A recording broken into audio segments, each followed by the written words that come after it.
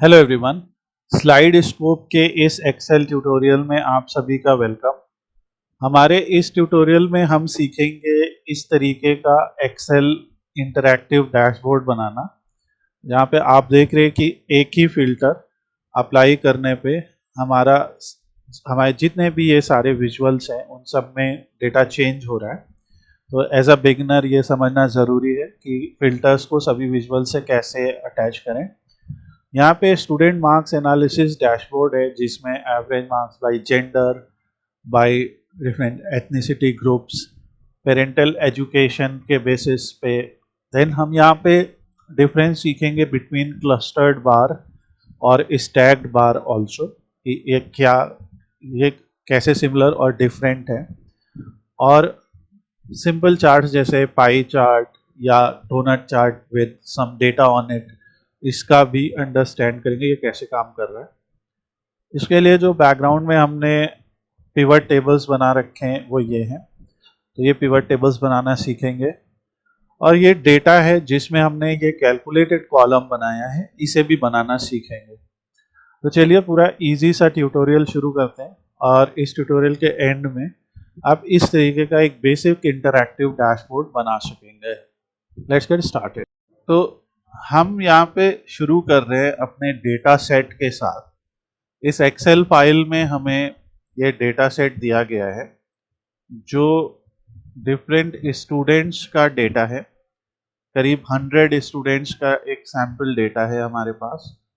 हर student का gender दिया है, उनकी एथनिसिटी दी है, जैसे एशियन हो सकते हैं, यूरोपियन, जो भी एथनिसिटी है।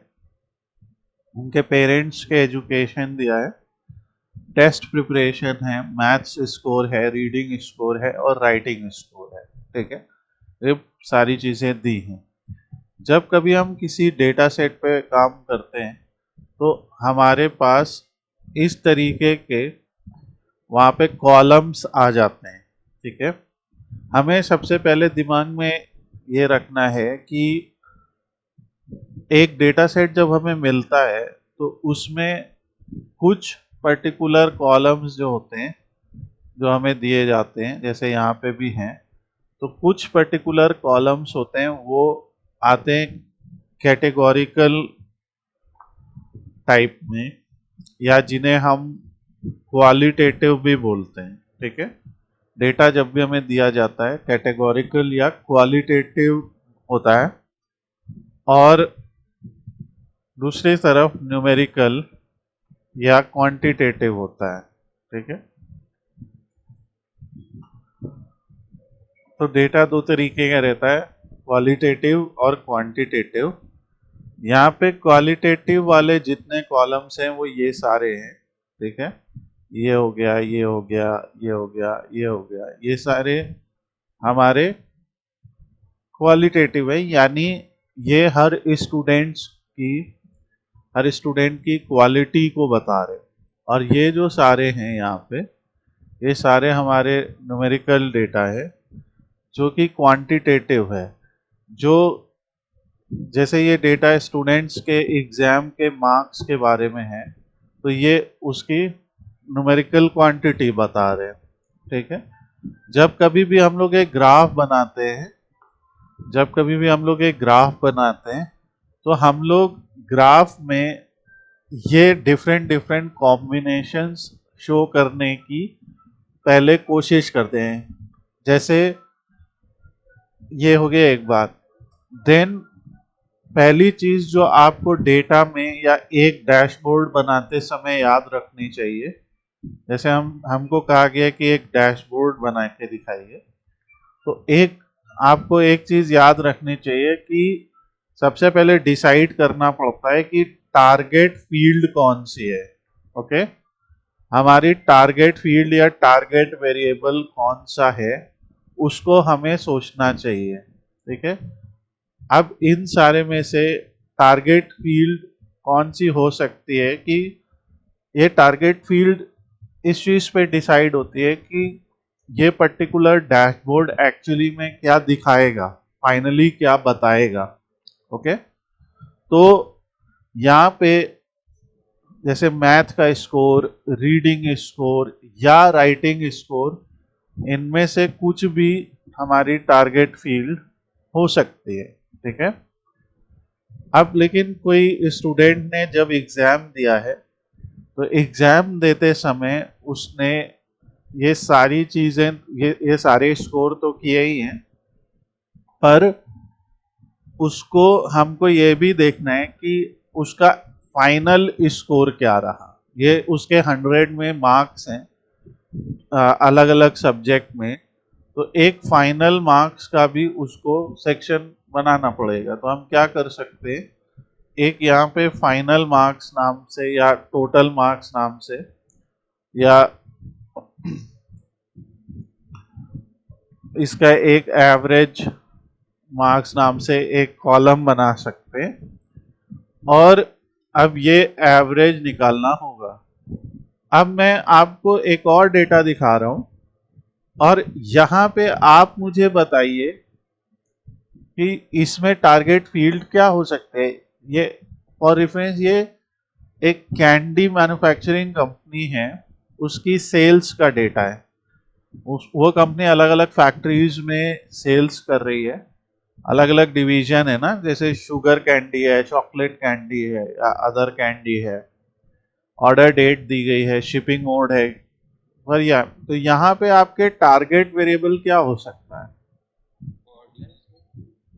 आपने बोला सेल्स, राइट, तो सही जवाब है। तो क्योंकि हर कंपनी चाहेगी कि एनालिसिस वो क्यों कर रही है, राइट, वो एनालिसिस इसलिए कर रही है क्योंकि उसे अपनी सेल्स जाननी है। उसे जानना है कि डिफरेंट डिफरेंट शिपिंग मोड्स में सेल्स कहाँ ज़्यादा है, यूएस और कनाडा में किस कंट्री में टोटल सेल्स ज़्यादा है, किस कंट्री में एवरेज सेल्स ज़्यादा है, राइट, कौन सी फैक्ट्री में ज़्यादा सेल्स हो रही है, ज़्यादा शुगर कैंडी बिक रही है कि चॉकलेट कैंडी या अदर कैंडी, राइट।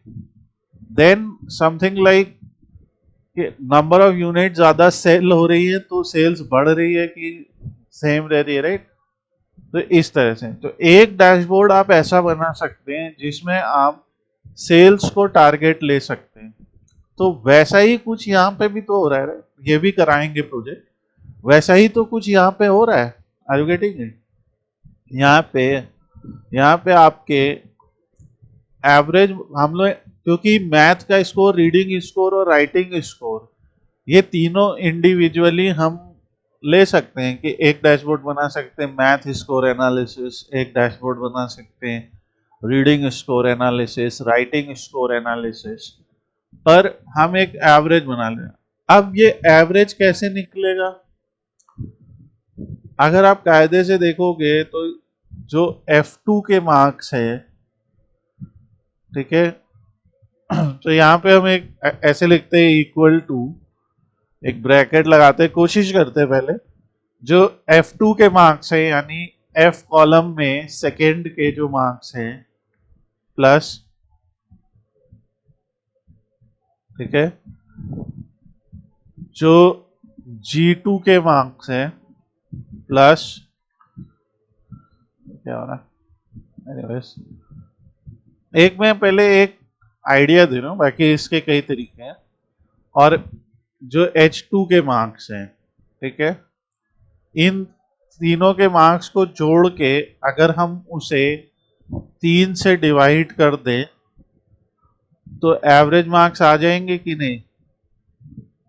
ये फार्मूला सही है। तो एक्सेल में आपने जो भी मैथ्स में सीखा है, ठीक है, वो सारे ऑपरेटर्स यहाँ भी यूज होते हैं। आपने मैथ में बॉड मास सीखा है, यानी bracket of, divide, multiply, then addition subtraction सीखा है ना, बॉड मास। तो ये यहाँ पे भी बॉड मास को ये फॉलो कर, तो ये यहाँ पे वही बॉड मास का रूल फॉलो कर रहा है कि पहले ये ब्रैकेट के अंदर की चीज सॉल्व होगी, फिर बाई 3 आ जाएगी, ठीक है। ये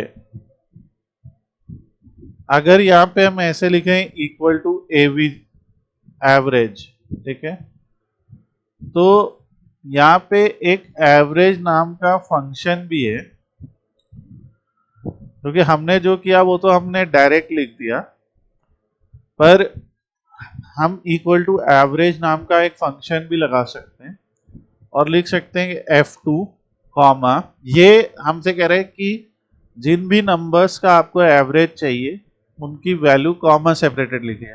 तो हमें पता है मैथ स्कोर F2 में पहला मैथ स्कोर, दूसरा मैथ स्कोर G2 में है, और दूसरा रीडिंग स्कोर इसमें है, और तीसरा स्कोर H2 में है। तो अगर आपको जैसे वो फॉर्मूला नहीं लगाना तो आप ये भी लिख सकते हैं, और ऐसे करके जब आप एंटर दबाएंगे तब भी सेम चीज आ जाएगी।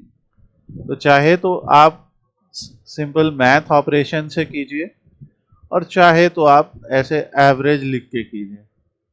अब क्या करना है, यहाँ पे इस छोटे एरो पे क्लिक करना है और ड्रैग करते जाइए तो हर एक रो का एवरेज मिल जाएगा। यहाँ डबल क्लिक कर देंगे तो ये बिल्कुल लास्ट रो तक अपने आप पहुंच जाएगा और हर एक स्टूडेंट के एवरेज मार्क्स निकल के आ जाएंगे। आप ये फार्मूला भी यूज कर सकते हैं और वो भी।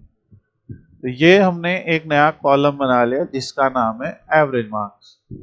नाउ अब जब हमें एनालिसिस के लिए काम दिया गया तो हम लोग क्या कर सकते हैं, यहाँ पे कंट्रोल A प्रेस कीजिए तो आपके जितने कॉलम्स और जितनी रोज का डेटा है कंट्रोल A से, यानी ऑल, तो कंट्रोल A से वो पूरा सेलेक्ट हो जाएगा। फिर कंट्रोल T दबाना है, टी फॉर टेबल। तो यहाँ पे एक क्रिएट टेबल कमांड आ जाएगा, ठीक है। तो यहाँ पे आप नोट कर लो कहीं पे। सबसे पहले कंट्रोल A, इसे सेलेक्ट हो जाएगा पूरा डेटा। फिर कंट्रोल कंट्रोल T, इसे क्रिएट टेबल हो जाएगा। तो ये क्योंकि आपने सेलेक्ट करा है तो वो रेंज यहाँ दिखाएगा, जैसे यहाँ पे ये रेंज दिखा रहा है, ठीक है। तो इस रेंज का मतलब क्या है, ध्यान से समझो। $A $1, यानी कि A जो सेल है उसकी सारी रोज, सारे कॉलम्स से लेके आखिरी क्या है $I $101, मतलब I सेल के 101 तक। ये देखो ये 101 है, 101। तो आपको इस सिलेक्शन का मतलब समझ में आ रहा है, आधार इन 10, ठीक है। ये डायनेमिकली आप एक मैट्रिक्स या एक एरे सेलेक्ट करते हैं। अगर मान लीजिए मैंने यहाँ पे लिखा $A $1 से लेके, ठीक है, $B और $10, इसका क्या मतलब होगा? क्या ये कोई सिलेक्शन है वैलिड या गलत है?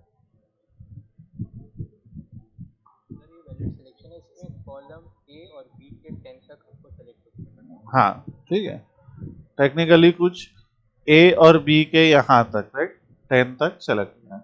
तो इसने ये पूरे को सेलेक्ट कर लिया है और ओके कर देंगे तो ये एक सर्चेबल सॉर्टेबल टेबल बन जाएगी, जहाँ पे हम मैथ स्कोर को अब फिल्टर कर सकते हैं, सॉर्ट लार्जेस्ट टू लोएस्ट कर सकते हैं, ठीक है, स्मॉलेस्ट टू लार्जेस्ट कर सकते हैं। इसमें ये यहाँ पे ड्रॉप डाउन बन जाएंगे। और इसको देखो यहाँ पे ध्यान से, टेबल का एक नाम आ गया है, दिख रहा है, कैन यू सी? तो इस टेबल को हम कह देंगे स्टूडेंट मार्क्स, राइट, ऐसा कुछ नाम दे सकते हैं ना, स्टूडेंट मार्क्स, राइट। तो ये अभी मान लो इसी में एक छोटी टेबल मुझे बनानी है, ठीक है, कंट्रोल T बताया, क्योंकि एक बन चुके हैं तो इस टेबल को बनाना है। तो यहाँ से टेबल जा सकते हैं, total rows, convert to range, alternative tag, ये सब तो वो भी समझेंगे। यहाँ पे आपके सामने एक टेबल डिजाइन नाम का टैब खुल जाएगा जब भी आप एक टेबल बनाएंगे, और आप कोई भी अलग से यहाँ पे जो डिजाइन्स दिए हुए हैं उनको चूज कर सकते हैं। ओके, यहाँ बहुत सारे डिजाइन दे रखे होते हैं। अगर कंपनी ने कोई पर्टिकुलर कलर बोला है तो वो सेलेक्ट कर लो, नहीं तो ये। Is it okay? ये हो गया हमारा बेसिक चीजें समझना कि हमने डेटा को प्रिपेयर कर लिया, अपनी टारगेट फील्ड यहाँ पे हम लोगों ने बना ली, एवरेज मार्क्स निकाल लिए। ठीक है, टोटल मार्क्स भी आप एक बना सकते हैं। टोटल मार्क्स में क्या करोगे, हर एक स्टूडेंट का सम कर दोगे, राइट? जैसे यहाँ पे हमने बाई 3 कर दिया, टोटल मार्क्स क्या होगा, हर एक स्टूडेंट का सम होएगा, है ना, कि आउट ऑफ 300 उसे कितने मिले। अब एक हम लोग यहाँ पे फिर से क्या कर रहे हैं, उसी टेबल को सेलेक्ट कर रहे हैं, ध्यान से देखिए, और फिर हम इंसर्ट पे क्लिक कर रहे हैं। ठीक है, और यहाँ इंसर्ट पे क्लिक करने के बाद पिवट टेबल पे क्लिक कर रहे हैं। अब ये पिवट टेबल कह रहा है कि किसी एक्सटर्नल डेटा को ले आओ पिवट करने के लिए, या फिर फ्रॉम टेबल रेंज। तो हमारे पास टेबल रेंज ऑलरेडी है, तो हमने सेलेक्ट किया, और देखो वही नाम यहाँ लिख के आ गया, राइट? तो ये जो डायनेमिक बात थी ना, कि अभी हमने देखा था, ये जो पूरा था, इसको पता है हमने क्या कह दिया है, ये बात समझ में आ रही है ना? तो हमने इस पूरी रेंज को एक वेरिएबल में सेव कर दिया, उसका नाम हमने रख दिया स्ट्रीमार्क। तो हमने कहा ये, अब ये कह रहे हैं कि ये जो पिवट टेबल आप बनाना चाहते हो, ये कहाँ बनाना चाहते हो, नई शीट पे कि यहीं पे बनाना चाहते हो? तो यहाँ तो हम नहीं बनाएंगे। हम लोग ज्यादातर क्या करते हैं कि जो डेटा है उसको सेपरेट रखते हैं, ठीक है, और यहाँ नई वर्कशीट पे बना देते हैं। तो ये हमारी शीट बन गई, ऐसा इसका नाम रख लेते हैं पिवट टेबल। ठीक है, ऐसा, या यहाँ पे हम लोग पिवट का नाम रखेंगे पिवट। ठीक है, और इसका नाम हम रखेंगे डेटा। ऐसा, ये हमारा डेटा है, ये पिवट्स है। अब ये जो पिवट टेबल आई है, इस पिवट टेबल में आपके सामने इसका भी नाम है, दिख रहा है? ये देखो, हर पिवट टेबल का भी एक अपना नाम होता है। तो इसका नाम है पिवट टेबल 1। अब हमें क्या करना है, जैसे अभी हमने थोड़ी देर पहले बात की कि एनालिसिस ये कहती है कैटेगोरिकल और न्यूमेरिकल। शुरू करने के लिए हमें क्या करना है, एक इधर से उठाना है।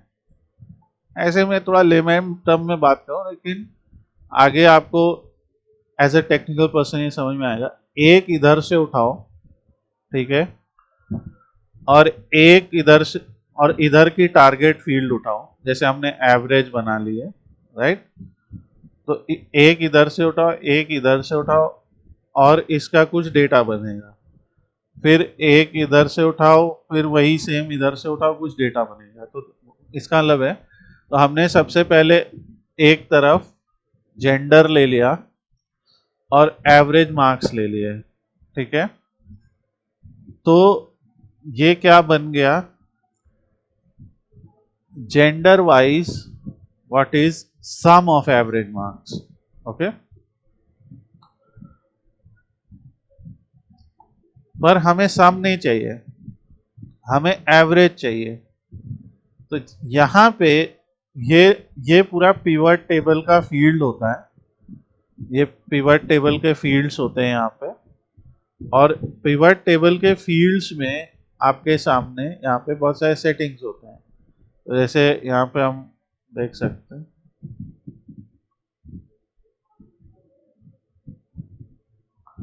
आप देख रहे हो ये पिवट टेबल के फील्ड्स हैं। मैं थोड़ा जूम करता हूँ। ये पिवट टेबल के जो फील्ड्स हैं, इसमें 4 चीजें हैं कि आप फिल्टर में क्या लगाना चाहते हो, कॉलम किसे बनाना चाहते हो, रो किसे बनाना चाहते हो, और वैल्यू किसे बनाना चाहते हो, ठीक है। ऐसा है। तो और वैल्यू में भी यहाँ पे सम ऑफ मार्क्स लिखा है, यानी जो स्टैटिस्टिक्स का फंक्शन यूज हुआ है वो है सम। आपको पता है फंक्शंस और भी हैं, सम है, एवरेज है, मिनिमम है, मैक्सिमम है, काउंट है, स्टैंडर्ड डेविएशन है और वेरिएंस है। कि ये अभी सम ऑफ मार्क्स दिखा रहा है, तो हम यहाँ पे क्लिक करेंगे, ठीक है, और इसी वैल्यू फील्ड सेटिंग पे आएंगे तो हम चूज कर सकते हैं। ओके, हम कहेंगे कि भाई हमें एवरेज दिखाना है और यहाँ पे फील्ड का नाम भी आ जाएगा एवरेज। ये नंबर फॉर्मेट है, यहाँ पे नंबर जो होगा वो पूछ रहा है कि कितने डेसिमल प्लेसेस तक का दिखाना है, तो हमने कहा 2 डेसिमल प्लेसेस बहुत है, नंबर ऐसे दिखाओ और करके ओके कर दिया। तो अब देखो बढ़िया से एवरेज मार्क्स आ रहे हैं कि फीमेल के 61.26 हैं, जो थोड़े से ज़्यादा है मेल से, 61.08 है। ओके, अब इसका नाम हम क्या रख देंगे पिवट टेबल का, ऐसा कुछ रख सकते हैं, मार्क्स बाय जेंडर, राइट, या जेंडर वाइज मार्क्स, जो भी रखना हो। ये फिर अभी जो है आप चाहेंगे कि अलग अलग एथनिसिटी के, अलग अलग पेरेंटल एजुकेशन के लोग जो हैं उनका, उनके अकॉर्डिंग ये मार्क्स क्या है। तो मैंने जैसे कहा फिल्टर, कॉलम, ये सब भी होता है। तो फिल्टर ऐड करने के लिए, ठीक है, यहाँ पे आप, आपके सामने जैसे यहाँ इंसर्ट नाम से एक टैब है और यहाँ पे एक स्लाइसर नाम का टैब है, ठीक है। तो जो ये अभी शुरुआत में आप ये बात याद रखो, ये जो कैटेगोरिकल वाले थे ना अपने पास, इनको ज्यादातर हम एज अ फिल्टर भी यूज करने वाले हैं, ठीक है। तो जेंडर, एथनिसिटी, पेरेंटल और टेस्ट प्रिपरेशन, इसको हम सेलेक्ट कर लेंगे। Gender, ethnicity, parental education, test preparation, इनको हम यूज करेंगे एज फिल्टर और ऐसे ये फिल्टर हम यहाँ पे लगा देंगे, ठीक है। आगे इसका भी मैं पूरा यूज भी बताऊंगा। इस तरीके से कुछ ये फिल्टर्स अरेंज कर लेंगे हम लोग अपने साइड बार में ऐसे। और ये जेंडर का आ गया। अभी मैं बताता हूँ कैसे इसको यूज करना है। अब मैंने मान लो फीमेल सेलेक्ट किया, तो आप देखोगे सिर्फ फीमेल का डेटा दिख रहा है। मैंने जिनके पेरेंट्स की बैचलर डिग्री है तो उनमें फीमेल में 64 का एवरेज है लगभग और मेल का ये है। अब तुमसे एक क्वेश्चन है, डू यू अग्री कि इन सब फिल्टर्स को अप्लाई करने पे हमें एवरेज मार्क्स में डिफरेंस नजर आ रहे हैं या नहीं आ रहे ना, ठीक है।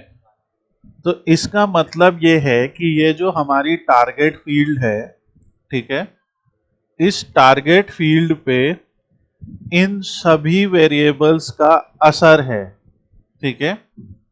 अब मान लो एक स्कूल की बिजनेस रिक्वायरमेंट ये है, भाई स्कूल की बिजनेस रिक्वायरमेंट या कोचिंग की बिजनेस रिक्वायरमेंट क्या होगी कि ये जो एवरेज मार्क्स हैं ये सभी बच्चों के बढ़ जाएं, राइट, है ना।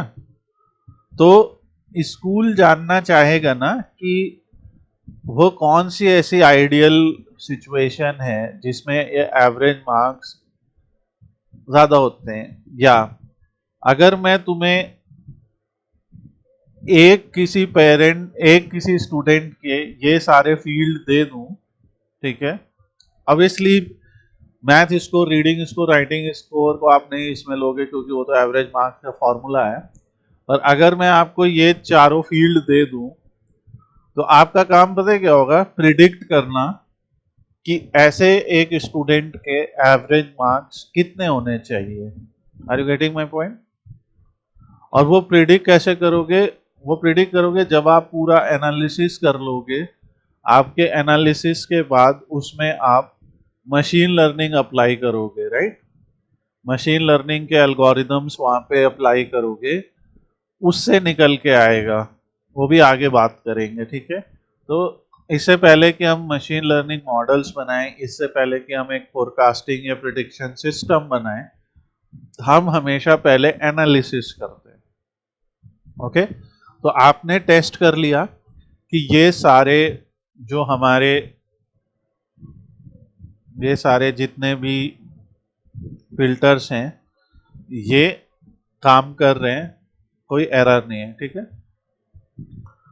अब अगर हम इसी डेटा को सेलेक्ट करते हैं, इस डेटा को या इस पिवट टेबल को सेलेक्ट करते हैं, और यहाँ पे आप देख सकते हो कि बहुत सारी सेटिंग है। यहाँ पे सॉर्ट कर सकते हो, मोर सॉर्टिंग ऑप्शंस है आपके सामने, ठीक है। इसको सेलेक्ट करके अब आप अगर इंसर्ट पे जाते हो तो यहाँ पे इंसर्ट टैब में से ही हमने स्लाइसर ऐड किया था।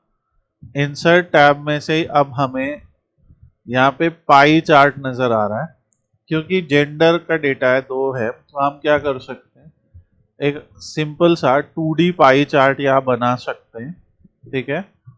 और ये 2D पाई चार्ट हमें क्या दिखा रहा है, इसका थोड़ा सा हम विथ हाइट बढ़ा सकते हैं, ये टोटल लिखा हुआ है, तो यहाँ पे लिख सकते हैं कि average total marks bye gender, ऐसा लिख सकते हैं, राइट। और ये लेजेंड है, इसको लेजेंड बोलते हैं, जो ऑलरेडी हमें बता रहा है कि ब्लू कलर क्या रिप्रेजेंट कर रहा है और रेड कलर क्या रिप्रेजेंट कर रहा है।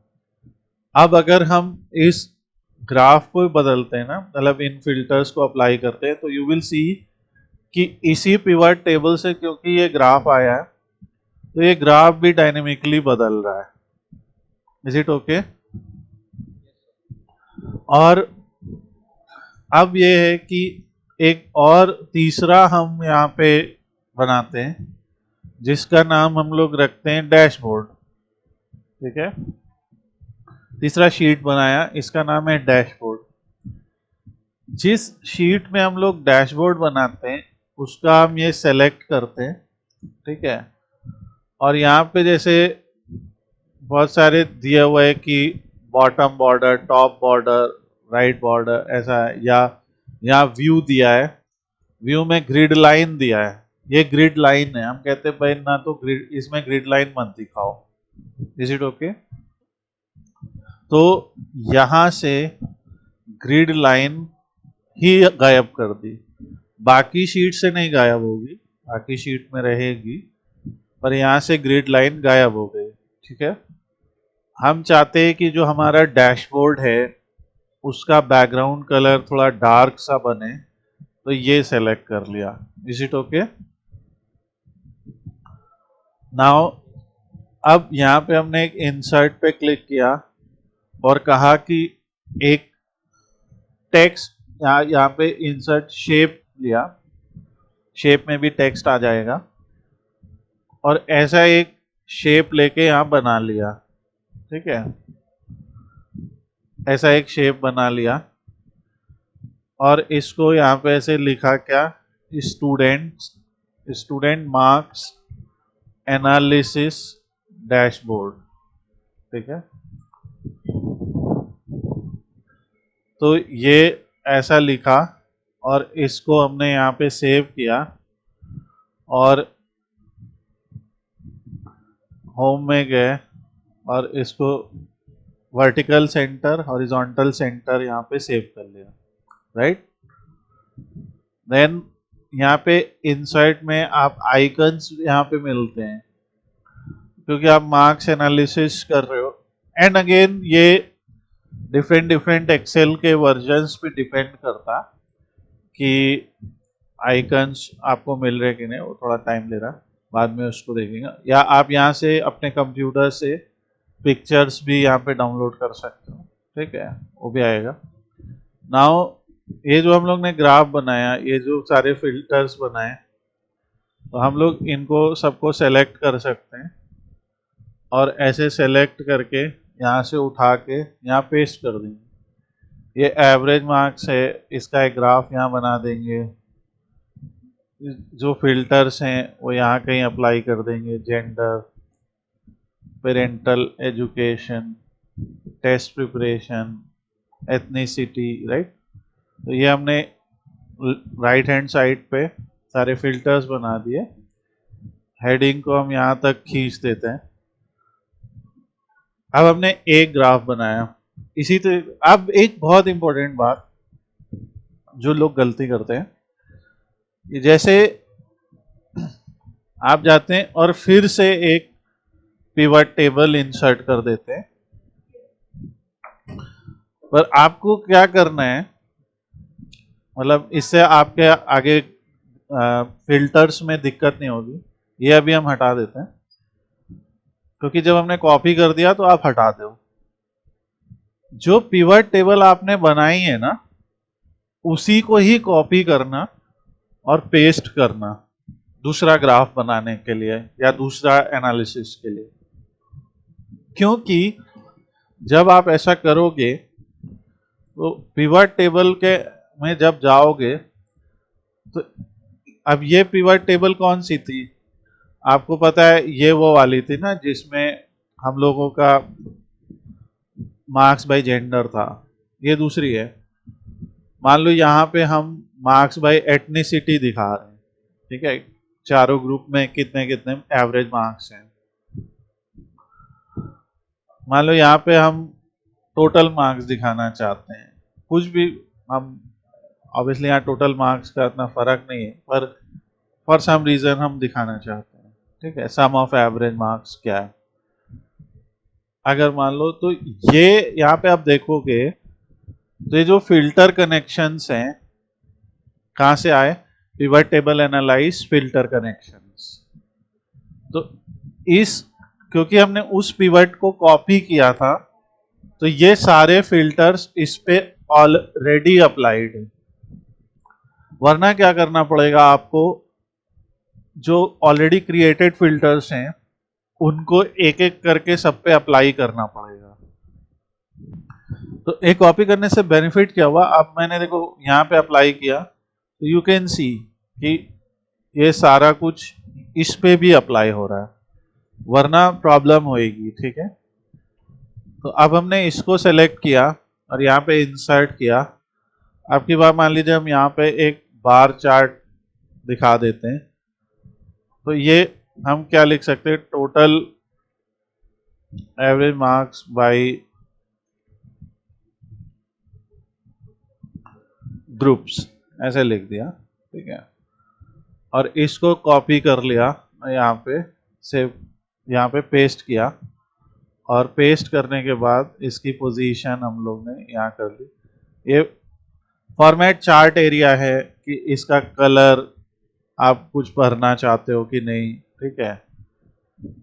ये सब पे डिजाइनिंग पे हम लोग आप बात करेंगे आगे नेक्स्ट चैप्टर में, पर अभी हम लोग एक बेसिक सा चार्ट बनाने की कोशिश कर रहे हैं। यहाँ पे भी आप इसको ऊपर ले जा सकते हो, इसकी लेंथ को ले जा सकते हो। यहाँ पे एक्सेल ने हमें कुछ प्री डिफाइंड स्टाइल्स दी हैं, जिसको हम सेलेक्ट कर सकते हैं अपने ग्राफ को और ज़्यादा अच्छा दिखाने के लिए। जैसे मान लो मैं ये सेलेक्ट कर लेता हूँ, तो इस तरीके से आप बना सकते हो। तो ये हमने एक बनाया, ठीक है, ये दो बनाया, ऐसे ही हम रिपीट करेंगे। फिर अब ये काम हो गया, इसको हटा देते हैं। इसको कॉपी किया, तीसरा पिवट किया, उसी को कॉपी करते जा रहे हैं। यहाँ पे एथनिसिटी किया, यहाँ पेरेंटल एजुकेशन कर लिया हमने, ठीक है, कि ये पेरेंटल एजुकेशन का चार्ट है। इसमें हमने यहाँ से सीधे इंसर्ट किया। अच्छा, यहाँ पे जो रो लेबल्स हैं इनको आप बदल सकते हो, कि जैसे पेरेंटल एजुकेशन, जो भी आपको लगता है रो लेबल है वो यहाँ से भी आप चेंज कर सकते हो, ठीक है। यहाँ से आपने किया और इस बार इंसर्ट किया, फिर आपको ये चार्ट, तो जैसे एक ट्री मैप है वो कर सकते हो, पर ये कहेगा कि ये ट्री मैप हम करेंगे नहीं, तो हम वो भी समझाएंगे आगे। तो जो पिवट टेबल से हम लोग चार्ट बनाते हैं ना, तो पिवट टेबल से आप कुछ ही चार्ट डायरेक्टली बना सकते हो, ठीक है। जैसे लाइन चार्ट है, पाई चार्ट है, बार चार्ट है, एरिया है, ये सब आप पिवट से बना सकते हो। जैसे मैप है या ट्री मैप है या हिस्टोग्राम है, आप देख रहे हो, you can not create this type of chart with data inside a pivot table, ठीक है। तो ये भी हम लोग सीखेंगे कि अगर नेक्स्ट चैप्टर्स में कि फिर ये जो फनल चार्ट है या कॉम्बो चार्ट है ये कैसे बनेगा, राइट। अभी के लिए जो हम बना सकते हैं उस पर फोकस करते हैं। तो एक बार चार्ट हम यहाँ से ले लेते हैं। बार चार्ट या पाई चार्ट हम कब बनाते हैं, जब हमारे पास एक कैटेगोरिकल और एक एग्रीगेट न्यूमेरिकल डेटा होता है, ठीक है। जैसे यहाँ भी वही है, यहाँ भी वही है, एक कैटेगोरिकल डेटा है, एक एग्रीगेट न्यूमेरिकल डेटा है। तो यहाँ पे भी हम दिखा सकते हैं ये क्या है, total average marks bye parental education. मैं फिर कह रहा हूँ कि टोटल एवरेज मार्क्स लिखना थोड़ा सा, मतलब इसको शो करना उतना लॉजिकली सही नहीं है, बट हम लोग सिर्फ सीखने के पर्पज से कर रहे हैं। एक्चुअली में हम यहाँ पे डायरेक्ट एवरेज मार्क्स भी चूज कर सकते हैं। इससे हमें क्या एनालाइज हो रहा है कि ये जो हाई स्कूल है या जिनके एसोसिएट डिग्रीज है उनके टोटल एवरेज मार्क्स ज़्यादा है। पर अगर यहीं पे हमने सम की जगह एवरेज सेलेक्ट कर लिया, तो अगर एवरेज में बात करें तो जिन्होंने कुछ कॉलेज गया है जो वहाँ पे, तो ये जो लोग कोई कॉलेज गए जिनके पेरेंट्स, उनके एवरेज मार्क्स सबसे ज़्यादा आ रहे हैं। इसको भी हम वैसे ही सेलेक्ट करके यहाँ पे पेस्ट कर सकते हैं, राइट। ऐसा पेस्ट कर लिया, और क्योंकि हम उसी टेबल में से बना रहे तो लाइक उसी सारे फिल्टर्स को अप्लाई कर रहे हैं। इसकी मेक श्योर कीजिए कि हाइट बराबर से आए, इनके बीच का गैप बराबर रहे। थोड़ा सा डिजाइनिंग में आपको ये ध्यान रखना पड़ेगा, यू नो, ऐसे गैप जो है वो इनके बीच में बराबर का रहे। और यहाँ पे अब आप जैसे मल्टीपल सेलेक्ट करते हो तो आप ऐसे कंपेयर कर सकते हो, राइट। ये हमारा अभी डैशबोर्ड का फाउंडेशन है। इसको वर्क को सेव कर लीजिए, ज़रूरी है। और इसके नीचे आगे आप काम कर सकते हो यहाँ पर, ठीक है। अब वही सेम काम हम यहाँ पे भी करेंगे। हम लोग 3 चार्ट्स और इसके नीचे लाएंगे। तो नेक्स्ट चार्ट हमारा क्या हो सकता है, एक हम पिवट टेबल यहाँ पे फिर पेस्ट कर लेते हैं। नेक्स्ट चार्ट हमारा हो सकता है, अब देखो यहाँ पे कई बार होता है पिवट टेबल गायब हो गई, अब कहाँ से लाएं फिर से, ठीक है। तो यहीं पिवट टेबल टैब पे जाना है और यहाँ फील्ड लिस्ट को सेलेक्ट कर लेना है। फील्ड लिस्ट फिर आ जाएगी। अब की बार हमने टेस्ट प्रिपरेशन वाइज बनाया कि कंप्लीटेड या नन पे क्या है, और इसको सेलेक्ट करके अगेन इंसर्ट किया। आज हम लोग ज़्यादातर बार या पाई जो पिवट चार्ट्स हैं उन्हीं का ही यूज़ कर रहे हैं। आगे हम लोग और भी सीखेंगे। तो जैसे ये हमने किया, हम एक डोनट चार्ट भी बना सकते हैं। डोनट चार्ट की भी डिफरेंट डिफरेंट स्टाइल्स हैं, जैसे ये जिसमें अंदर नंबर भी नज़र आ रहा है, या ये, तो हम इसको सेलेक्ट कर सकते हैं। ये सारी स्टाइल वहीं चार्ट में दी होती हैं। यहाँ पे हम लिख सकते हैं फिर से टोटल या average marks by test preparation. जिन्होंने टेस्ट प्रिपरेशन की थी उनके average marks, test preparation complete की थी उनके एवरेज 54 जो है, उनके टोटल मार्क्स में 54% है। जिन्होंने नहीं की थी उनके कम है। तो ये दिख रहा है कि ओवरऑल मान लिया 100% है, तो कंप्लीट करने वालों का ज़्यादा अच्छा परफॉर्मेंस है। तो अगर आपको ज़्यादा अच्छे मार्क्स चाहिए तो you always have to make sure कि आपकी प्रिपरेशन हो, टेस्ट प्रिपरेशन आपने कंप्लीट कर रखी हो। इसको हम यहाँ पे एडजस्ट कर लेंगे। तो हम लोग इसको एक 3 कॉलम लेआउट बोल रहे हैं। यहाँ पे हमारे ग्राफ जो हैं वो 3 कॉलम्स में दिख रहे हैं और हर कॉलम के नीचे हम बराबर से एक ग्राफ दिखाते हैं और ये हमारा है। इसी तरीके से अब हम हटाते हैं, फिर इस पिवट को कॉपी करते हैं। नाउ अब कभी कभी ऐसा होता है कि मान लीजिए ये तो हमने निकाल लिया कि अलग अलग है, पर मान लीजिए हम math score, reading score, writing score, ethnicity wise तीनों इकट्ठा देखना चाहते हैं। तो इसके लिए आपने ये सेलेक्ट किया, ये सेलेक्ट किया, ये। तो आप देखोगे कि अब जो हमारा टेबल है उसमें 4 टोटल फील्ड्स आ गई हैं। तो ऐसे केस में जब आप यहाँ से बार या पाई बनाओगे तो आपको सेलेक्ट करना पड़ेगा कि आप क्लस्टर्ड बनाना चाहते हो या स्टैक्ड, क्योंकि यहाँ पे अब हर बार को आपको 3 तरीके से रिप्रेजेंट करना है। ठीक है, तो आप या तो क्लस्टर्ड या बार। तो हम लोग अभी क्लस्टर्ड समझते हैं। क्लस्टर्ड ये होता है। तो यहाँ पे देखिए हमारे सामने 2 तरीके के बार आ रहे हैं जो सेम डेटा को रिप्रेजेंट कर रहे हैं। इस वाले को स्टैक्ड कहते हैं क्योंकि यहाँ पे जो डिफरेंट डेटा होते हैं वो एक के ऊपर एक नजर आते हैं। हम यहाँ पे क्या हमने दिखाया, क्योंकि हमारा जो कैटेगोरिकल फील्ड है वो एक कॉमन है, यानी एक्स एक्सिस पे वही आएगा ग्रुप। तो वो एक्स एक्सिस पे हमारे 5 ग्रुप्स हैं, वही आएंगे। अब यहाँ पे हर ग्रुप के लिए हमारे पास 3 तरीके के मार्क्स हैं। ठीक है, तो वो 3 तरीके के मार्क्स यहाँ पे दिख रहे हैं। तो अगर आपने क्लस्टर्ड चुना तो वो 3 तरीके के मार्क्स के 3 बार बन जाएंगे, और अगर आपने स्टैक्ड चुना तो एक ही बार में 3 अलग अलग सेक्शंस बन जाएंगे। तो ये है स्टैक्ड और ये है क्लस्टर्ड। तो हम अभी जैसे पहले क्लस्टर्ड चुन लेते हैं और यहाँ से पेस्ट कर देंगे। अब बस इस डैशबोर्ड में हम यहाँ पे ऐसे क्लस्टर्ड कॉलम को चूज करते हैं और ऐसा आ जाएगा। ठीक है,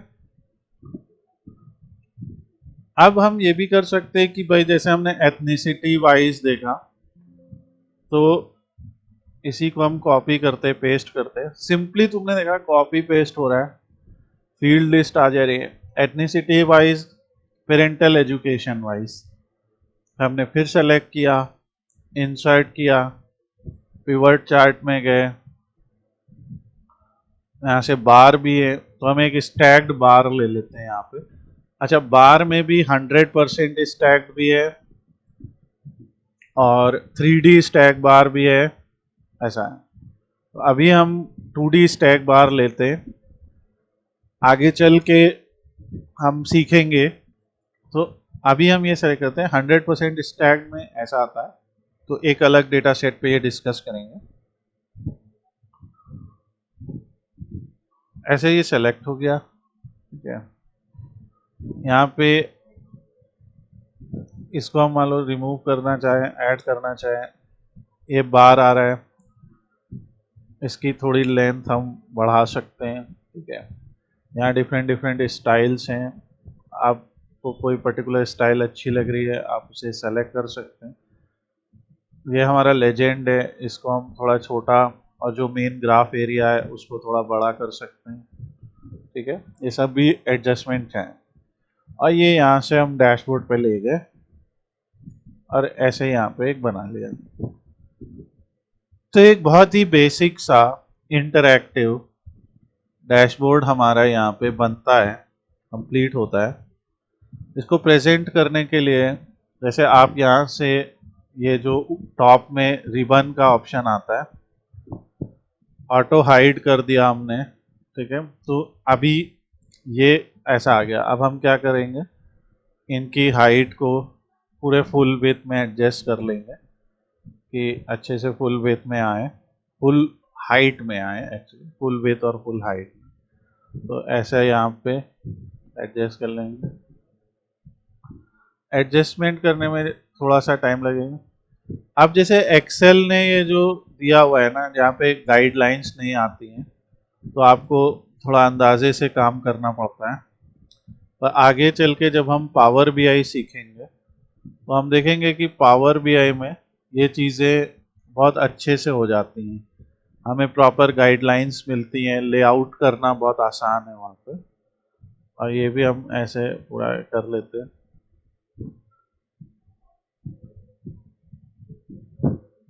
थोड़ा थोड़ा इसको एडजस्ट करते हैं। एनीवेज, अब ये हमारा एक पूरा स्टूडेंट मार्क्स एनालिसिस डैशबोर्ड बनता है।